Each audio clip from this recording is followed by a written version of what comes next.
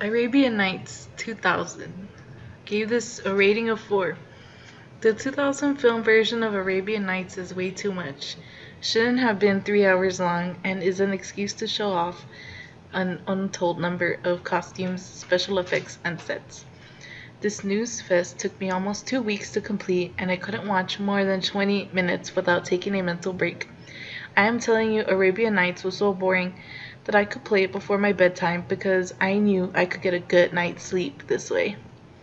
Basically, this is about a made insomniac sultan who has an unquenchable thirst for something that resembles a TV and ends up winning a grand sword battle against his estranged brother's army by transforming an element from each story into something tangible for warfare. So, am I supposed to be stupid, or what? Speaking of the stories, I can't help but be bothered by the anachronisms. The present day setting seems to be 8th century or thereabouts, but Islam wasn't yet a religious force. Hence, there's no need to place such references this ambiguously. Similarly, there's a combination of Moroccan and Turkish locations, but the former is to the very west of North Africa, and the latter is the most northern country in the Middle East.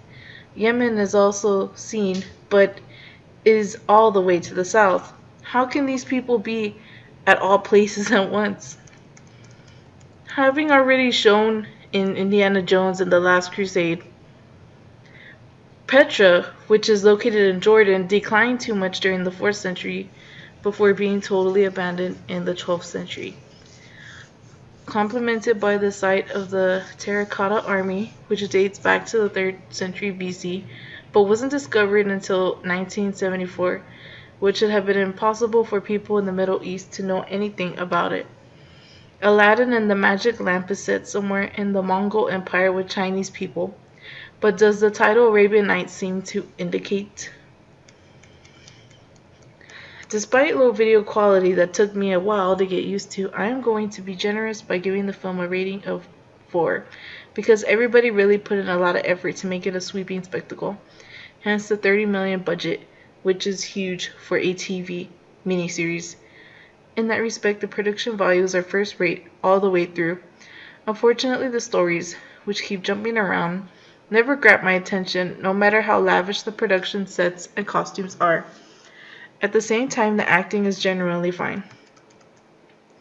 All in all, more than anything, Arabian Nights is a children's film, but as a kid, I would still have been bored out of my mind. Thank you so much for listening to my review and watching this video. If you want to see more reviews, please subscribe. You may also request for me to do a review on any specific movie, preferably before the 2000s. Thank you. Bye-bye.